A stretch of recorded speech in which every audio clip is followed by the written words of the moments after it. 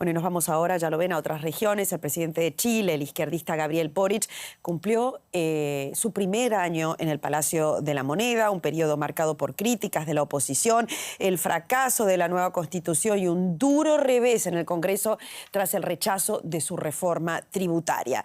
El mandatario más joven de la historia del país insistió en que seguirá impulsando esta reforma fiscal que fue rechazada recientemente. Se trata de una propuesta que pretende redistribuir de mejor manera los recursos del Estado. Un aspecto clave de su programa del gobierno, dado la gran brecha social que existe en Chile. En ese sentido, el mandatario insistió que el principal objetivo es financiar una reforma de pensiones. Y sobre esto vamos a hablar ahora con Mauricio Bustamante, que está en Santiago de Chile. ¿Qué tal? Muy buenas noches. El debut del presidente Gabriel Boric, que asumió hace 12 meses, con 36 años. Estuvo marcado, como ya lo dijimos, por una gran promesa de renovación política. Ha sido un año muy difícil, se ha rechazado la nueva Constitución y ahora su reforma tributaria. El plan estrella del gobierno también ha sido frenado, un 35% de popularidad. ¿Cómo analizamos este año de Boric?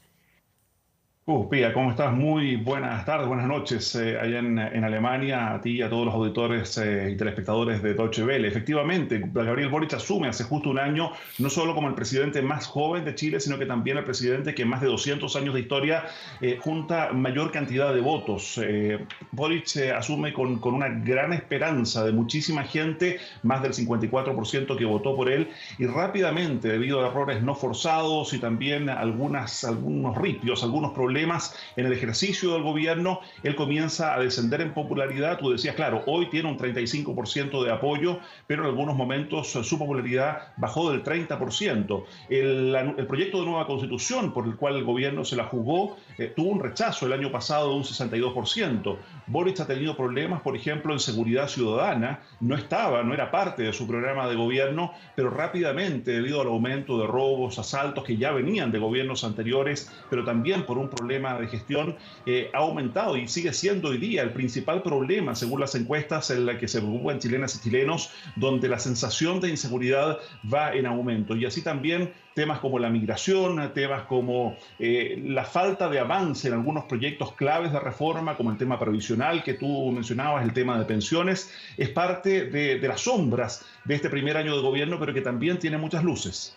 Muy bien, de la economía vamos a hablar ahora, pero queremos entender un poco qué es la oposición, quién es la oposición. Con un congreso donde el gobierno no tiene la mayoría, ¿podrá hacer estos cambios fundamentales? Y si esa oposición está realmente en el Congreso o en un conservadurismo de una sociedad que no quiere cambios profundos.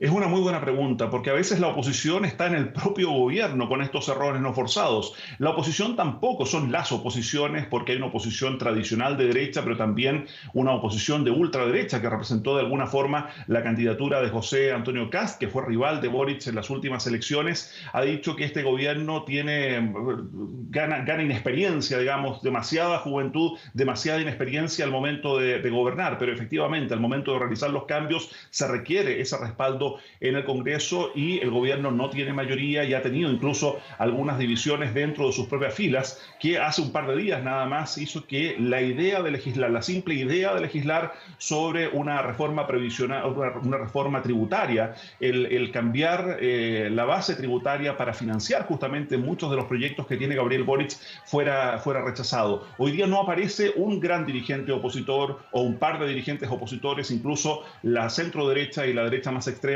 están con ciertas divisiones, pero así todo ha costado mucho avanzar en varios de los proyectos claves del gobierno, aun cuando hay ciertos consensos. Por ejemplo, luego del rechazo del proyecto de nueva Constitución el año pasado, sí hay un consenso político en que cambiar la Constitución de Pinochet es necesario y por eso hoy día estamos en un nuevo proceso. Bueno, hablemos de la economía, porque muchos países vecinos muy envidiosos de todos estos números.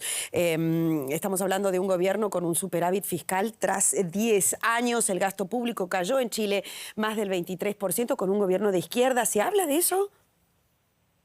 Por supuesto, eso es parte también, ya decíamos, algunas sombras, pero también algunas luces en este primer año de gobierno. Ya lo decías, la economía de la mano del ministro de Hacienda, Mario Marcel, expresidente del Banco Central, ha sido uno de los puntos altos de este gobierno. Por primera vez, prácticamente en una década, el gobierno tiene superávit fiscal. Es cierto, hubo un menor gasto público luego de la gran cantidad de dinero que se destinó a paliar un poco los gastos de la pandemia, del COVID-19, y también algunos ingresos extras en el último año por el cobre y por el litio, que son dos de los principales productos de exportación de Chile. Pero también hay importantes números en inversión extranjera, 17.000 millones de dólares. Esto es el nivel más alto de inversión extranjera desde el 2015. Y también algunos temas, por ejemplo, en materia económica, pero en el bolsillo de las personas. El gobierno ha cumplido con un aumento del salario mínimo a los 400.000 pesos. Esto es cerca de 500 dólares y promete aumentarlo a 500.000 pesos chilenos,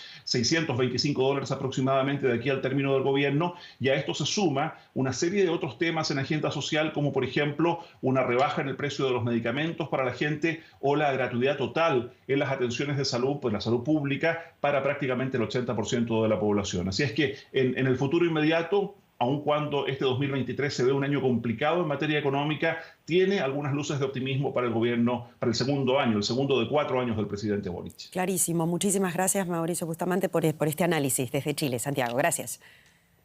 Hasta luego.